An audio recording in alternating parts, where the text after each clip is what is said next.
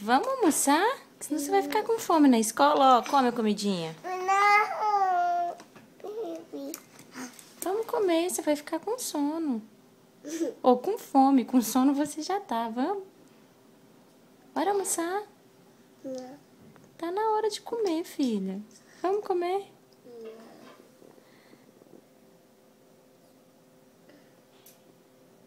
Acorda, preguiça. Você quer ir pra escola? Vamos almoçar pra ir pra escola?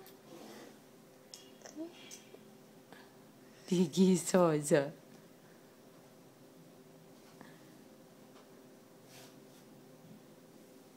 Não tá conseguindo ficar com o olho aberto, não? Tá doendo ficar com o olho aberto, tá?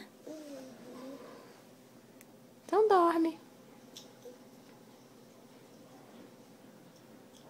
Mas não vai almoçar mesmo, não?